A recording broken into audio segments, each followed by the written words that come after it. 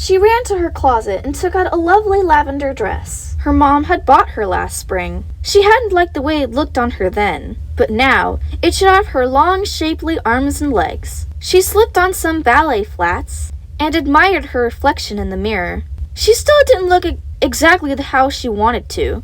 That potato nose had to go for one thing. But she was definitely making progress. She put on the little bit of makeup she was allowed to wear, brushed her hair, and then went down to breakfast. Her mom was standing at the stove stirring eggs in a pan. "Look at you! You're a knockout!" Mom looked at her up and down, smiling. "Is it picture day or something?" "No," Sarah said, sitting down at the table and pouring herself a glass of orange juice. "I just felt like making an effort today." "Is there somebody special you're making an effort for?" Mom asked in a teasing tone. Sarah's mind wandered for a moment to Mason Blair, but then the image turned into her bumping into him and covering him with salad. "No, just for me, I guess." Mom smiled. "Wow, that's really nice to hear. Hey, do you want some eggs?" Sarah felt a sudden ravenous hunger. "Sure," she said. Her mom dished up scrambled eggs and toast for each of them and then sat down. "I don't know what it is," Mom said, "but for the past couple of days, you've just seemed so much more mature and easy to talk to." She sipped her coffee and looked thoughtful. "Maybe you've just been going through an awkward stage last year or so, and you're starting to grow out of it." Sarah smiled. "Yes, I think that may be it. The awkward stage was my entire life before I met Eleanor," Sarah thought. At school, Sarah saw Abby in the hall and felt a pang of missing her. The two of them had so much history together, going back to the days of finger paint and Play-Doh, but Abby was stubborn. If Sarah waited for Abby to apologize to her, it might never happen. She walked up to Abby at her locker. "Hey," Sarah said. "Hey." Abby dug around in her locker and didn't make eye contact with her. "Listen," Sarah said. "I'm sorry I said those mean things to you the other day." Abby finally looked at her. "Hey, they weren't wrong. I do still like cartoons and stickers and horses." "Yeah, and there's nothing wrong with that. Stickers and horses and cartoons are nice, and you're nice, and I'm sorry. Friends?" She held her hand out, and Abby laughed and hugged her instead. When Abby pulled away from the hug, she looked at Sarah up and down. "Hey, have you gotten taller or something?" There was no way she could explain it. "No, I'm just working on having a better posture." "Well, you're definitely succeeding." Eleanor had put Sarah to sleep with her usual sweet song the night before. This morning, still laying in bed, she looked at her body to see if she could tell which parts had gotten an upgrade.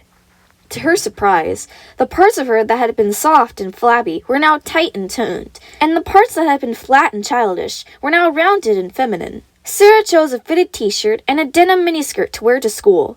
Her pitiful little training bra wouldn't hook her anymore, so she made do with the sports bra she wore for gym class. It was a tight fit. At breakfast, she asked her mom, "Can we go shopping this weekend?" "Well, I get paid on Friday, so a little shopping wouldn't be out of the question," Mom said, pouring herself more coffee. "Anything in particular you're looking for?" Sarah looked down at her chest, then grinned sheepishly. "Oh," her mom said, sounding startled.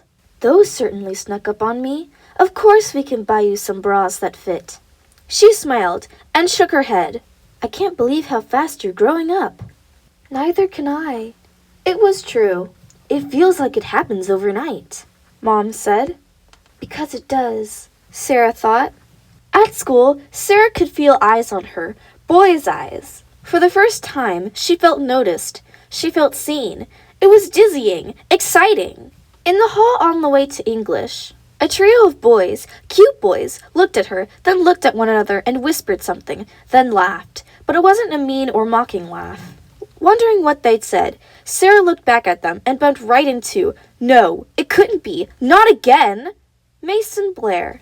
She felt her face flushing and braced herself for him to tell her to watch where she was going. Again. But instead, he smiled. He had great teeth, straight and white. "We have to stop bumping into each other like this," he said.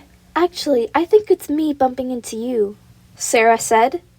"At least I wasn't carrying a salad this time." "Yeah, His smile was dazzling. that was really funny." "Yeah," Sarah said, though it struck her as strange that he said the salad incident was funny now, When it had happened, he seemed annoyed. Well, if you're gonna keep running into me, I at least need to know your name. I can't keep calling you Salad Girl. I'm Sarah, but you can call me Salad Girl if you want.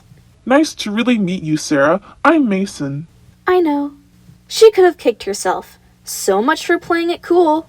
Okay, well, I'll see you around, Sarah the Salad Girl. He gave her one last flash of a smile. See ya, Sarah said.